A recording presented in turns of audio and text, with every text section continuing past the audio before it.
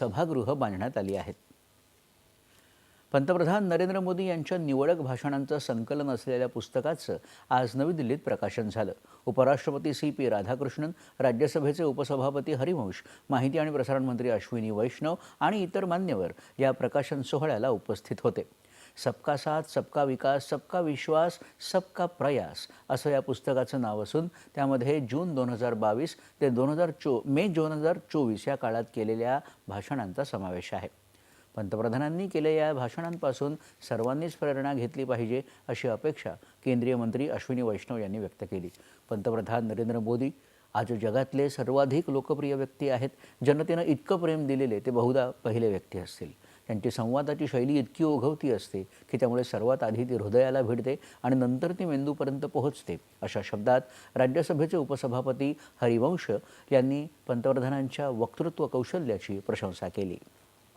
इंसान 52% लोकप्रियता के साथ आज भी देश दुनिया के सबसे लोकप्रिय व्यक्ति हैं। दुनिया के लोकतांत्रिक व्यवस्था में शायद वो अध्ययन करना चाहिए, पर देश में यह पहली बार हुआ है कि किसी व्यक्ति को जनता ने कहा बार बार कि आप वहीं रहें, शिखर पर रहें, हमारा इंडोर्समेंट आपके साथ है।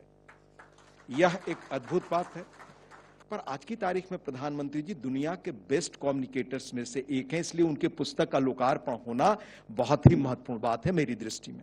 बातों में आह्वान आप देखें, भाषणों में भाव देखें, मुहावरे जो सीधा संवाद करते हैं, वो सरल शब्द जो पहले दिल में उतरते हैं बाद में मस्तिष्क में, और धारणा यह है कि दिल, भावना और संवेदना ही इतिहास बदला करते हैं।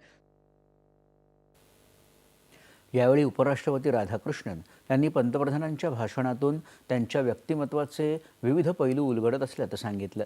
आपल्या भाषणातून त्यांनी देशातल्या जनतेला विविध प्रकारचे प्रेरणादायी संदेश दिले आहेत आणि देशाला विकासाच्या मार्गावर वाटचाल करण्याची दिशा दिली आहे।